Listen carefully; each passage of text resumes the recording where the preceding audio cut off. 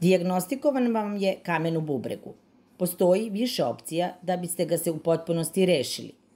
To pre svega mogu biti hirurške i nehirurške procedure koje će vam pomoći da izbacite kamen sa što manje muke i bola. Ono što se često dešava je da ne znate da imate kamen. Pesak ili neki manji kamenčići mogu biti slučajno otkriveni rutinskim pregledom ultrazvukom. Problem nastaje ako se kamen poveća, jer onda može napraviti opstrukciju mokraćnog kanala i ne samo da može izazvati bol, već u nekim slučajevima može izazvati ozbiljno oštećenje bubrega.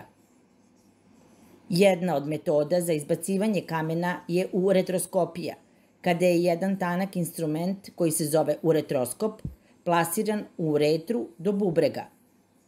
Na taj način se kamen laserom razbija na sitnije delove i eliminiše u potpunosti napolje. Međutim, ukoliko ste se odlučili da pokušate da izbacite kamen na prirodan način, bez ikakvih hirurških intervencija, ili ukoliko je hirurška intervencija iz nekih razloga kontraindikovana, ipak za to postoji rešenje. Mi ćemo vam ovaj put pomoći da ga zajedno pronađemo.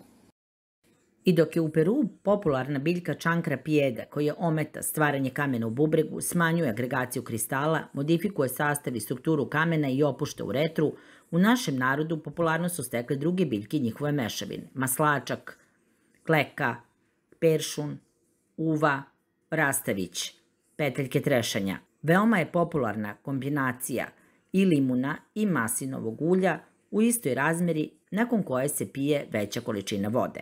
Još jedan narodski lek vezan je za primjenu jabukovog sirćeta.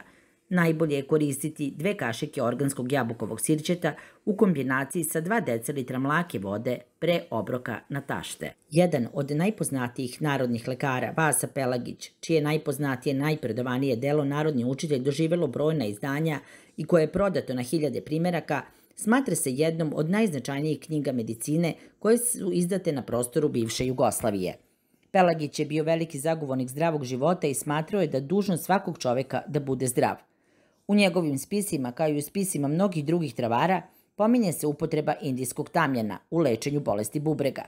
No, nipošto ne žvaćite tamjan, posebno ne njegovu smešu sa drugim etarskim uljima, jer možete oštetiti zubnu gleć.